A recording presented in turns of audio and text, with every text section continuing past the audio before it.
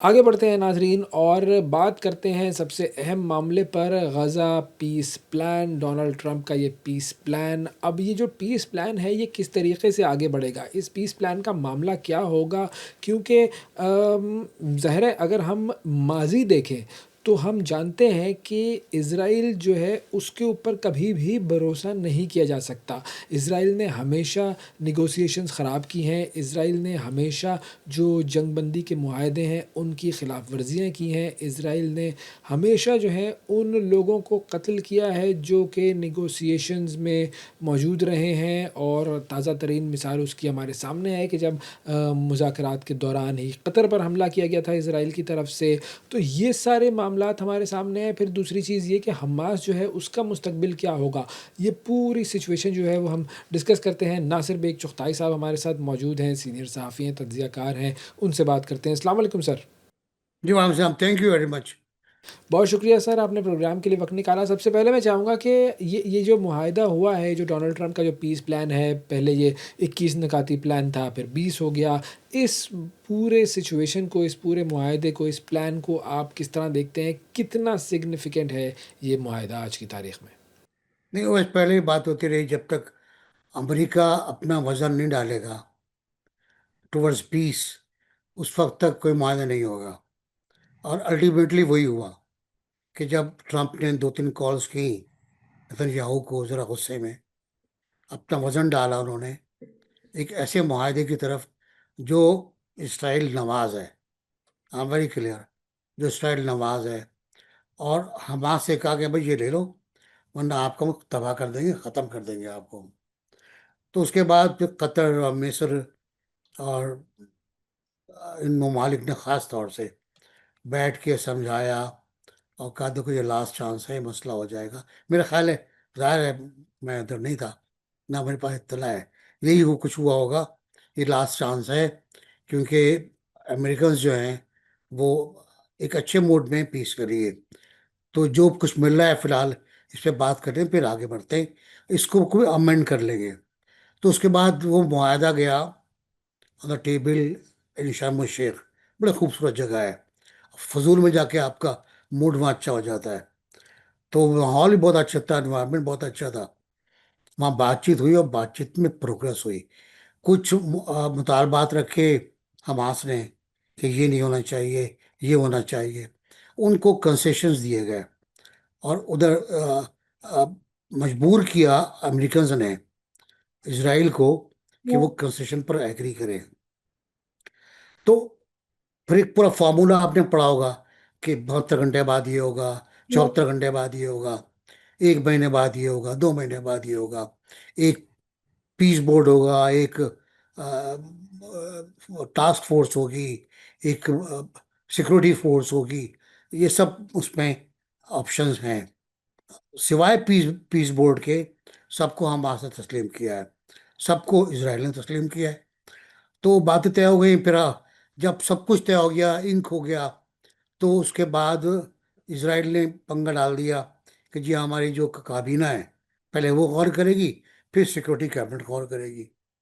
तो फिर शायद कोई दबाव पड़ा, तो उन्होंने रात को ऐलान किया कि जी मंजूर हो गया और ये इम्प्लीमेंट हो जाएगा अब इस माहदे के बाद। लेकिन आज सुबह, जिसको हम सुबह कहते हैं पाकिस्तान में, तो वो वहाँ कुछ देर पहले होता है, गजा पे और खान यूनिस पर सॉर्टीज हुई हैं, फायरिंग हुई थी जहाज़ों से, मतलब अटैक हुआ है।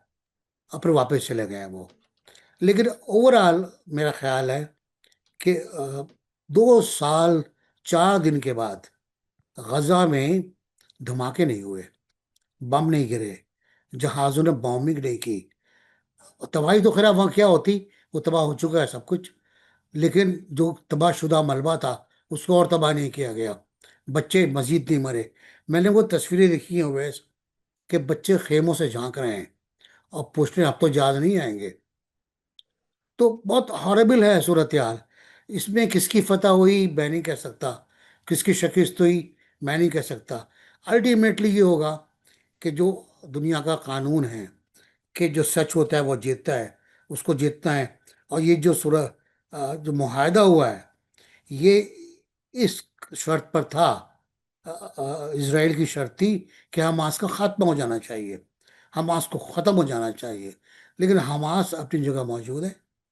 अच्छा, बहुत सारे लोगों का मानना ये है कि ट्रंप जो है वो नोबेल पीस प्राइज़ के लिए उन्होंने ये सारा मामला किया है। तो क्या क्या आपको भी ऐसा ही लगता है? उनकी तो बड़ी देरीना ख़्वाहिश थी और बार-बार इसका ज़िक्र करते थे कि जी मुझे नोबेल पीस प्राइज़ मिलना चाहिए। अच्छा, वैसा सबसे बड़ा, मैं इसे मज़ाक़ खेज़ कहूँ या अलमनाक कहूँ या कॉमेडी ऑफ एरर्स कहूँ, कि पहला नॉमिनेशन पाकिस्तान ने किया था प्रेसिडेंट ट्रंप का फॉर नोबेल, और आखिरी जो है कल, वो इसराइल ने किया है। तो हम दोनों एक एक सफ़े के ऊपर आ गए, इस तरह एक जगह पर आ गए। और ये बिल्कुल सही है आपकी बात कि वो बचपन से ही ख्वाहिशमंद थे, जो पैदा हुए थे तभी से ख्वाहिश थी उनकी कि वो नोबेल हासिल करें। और उन्होंने जो उनकी झगड़ा हुआ है मोदी से, वो कोई उसूली झगड़ा नहीं है। वो झगड़ा यही है कि तुम मुझे नामजद करो नोबेल के लिए। उसने कहा जी मैं देखता हूँ, सोचता हूँ। उन्होंने सोचने में टाइम लगा दिया। फिर बात बढ़ती गई। फिर वो कहने लगे कि जी आपने जंग बंद नहीं कराई, हमने खुद बंद की है।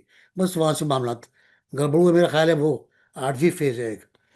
अच्छा, अब आते हैं ज़रा हमास के हवाले से बात करते हैं। तो आपको आपको क्या लगता है, क्या बहुत सारे लोग ये कह रहे हैं कि जी हमास को अब शिकस्त हो गई है, हमास ख़त्म हो गई है। क्या वाक़ई ऐसा है कि हमास को शिकस्त हो गई है और क्या हमास जो है वो इस डील के नतीजे में हथियार डाल देंगे आराम से, कोई उनको इश्यू नहीं होगा कि वो सारे हथियार जो हैं वो अपने इसराइल को वो दे दें और सारा मामला जो है वो इस तरीके से ख़त्म हो जाए? क्या ऐसा पॉसिबल है? नहीं, इसराइल को तो हथियार नहीं दिए जाएंगे, वेरी क्लियर। जो अमेंडमेंट्स हैं, हथियार दिए जाएंगे मुस्लिम अरब फोर्सेस को, अगर दिए गए तो। दूसरी बात ये कि हमास बेल्ट डाउन नहीं होगी। हमारे पास तारीख की मिसालें मौजूद हैं कि आपने बहुत सी तंजीमों को ख़त्म किया, कि हमने हमने ख़त्म कर दिया है। आपने बॉम्बिंग की मुख्तलिफ इलाकों पर, उनको तबाह किया और कि आपने तंजीम ख़त्म कर दी। वो ख़त्म नहीं हुई। वैद कांग ने आपकी नाक में नथ पहना दी थी, आपको वहाँ से भागना पड़ा था लाशें छोड़ के। अफगानिस्तान में क्या हुआ वही पता है आपको, किस तरह दौड़े आप और किस तरह अपने लोग छोड़ गए वहाँ पर, अपने लोग छोड़ गए। तो ये कोई मसला नहीं होता। मेरा ख्याल है हमास के बारे में बहुत डिबेट हमने की है कि क्या उसने गलती की 7 अक्टूबर को, या जो भी डेट थी 2 साल पहले, इसराइल पर अटैक करके। मैंने उस वक्त कहा था, मैंने कहा अल्टीमेट रिजल्ट में हमास फाते होगी। आप कुछ भी कर लें, आप बॉम्बिंग कर लें, आप गजा को तबाह कर दें, लेकिन गजा का जो जज्बा है 70-80 साल से, बल्कि उससे पहले से लगा लें आप, वो कभी ख़त्म नहीं हुआ। नकूबा 1 में ख़त्म नहीं हुआ, नकूबा 1.1 में ख़त्म नहीं हुआ, नकूबा 2 शुरू हो रहा है। इसमें ख़त्म नहीं होगा। ये जनरेशन्स हैं। फिर मैंने बच्चों की आवाज़ें सुनी, मुझे बड़ा होने दो। आप बस गौर करें आप, मुझे बड़ा होने दो, मैं बताऊंगा तुम्हें कि तुम्हारी औकात क्या है। एक बच्चा कहता है मरते हुए कि मैं हुजूर के पास जाकर तुम्हारी शिकायत करूंगा, मैं कहूंगा ना तबाह कर दें आप। ये सूरत हाल है। तो वो बच्चे जो आज से पहले 3 साल के थे, आज वो 5 साल के हैं और विक्ट्री का निशान बना रहे हैं कफाया डाले हुए। वो भी तो जवान होंगे ना, तो वो भी हमास की दूसरी शक्ल होंगे। हमास किसी और नाम से आ सकती है, किसी और ग्रुप के नाम से आ सकती है, मुसल्ला नहीं, सियासी आ सकती है। आने वाले वक्त में शायद सियासी ज़्यादा अमल दखल होगा, मैं कह नहीं सकता, लेकिन सियासी अमल दखल गालिबा ज़्यादा हो। ये पहला मौका है कि अगर हमास को किसी मुल्क की सपोर्ट होती, पड़ोसी मुल्क की, किसी मुल्क की, या कुरान शरीफ की तालीमात की रोशनी में कुछ मुस्लिम ममालिक उसकी मदद कर रहे थे, तो ये मामला बहुत पहले ख़त्म हो जाता। लेकिन वो तो अकेली थी, अकेला था मास। हाँ, वो निपटे। उनके साथ तो हिजबुल्ला भी नहीं थी भाई, उनके साथ तो अ, जो सुन्नी फोर्स है वो भी नहीं थी। तो वो तो अपना गए लड़ रहे थे, जो भी कह रहे हैं सेक्ट का मसला था, इसका था, वो प्रिवील कर गए।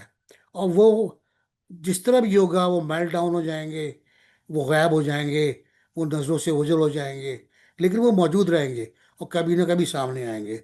वो एक पॉलिटिकल फोर्स रहेंगे। उनका अवाम में बड़ा असर है, आज भी असर है।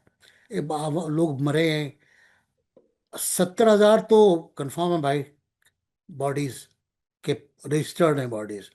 मेरा ख्याल है 1.5 लाख लोग मरे हैं जो मलबे के अंदर है इस वक्त। जो मलबा जब उठेगा तो लाशें उठेंगी। जब लाशें उठेंगी तो आपको अंदाजा होगा कि हुआ क्या है आपके साथ।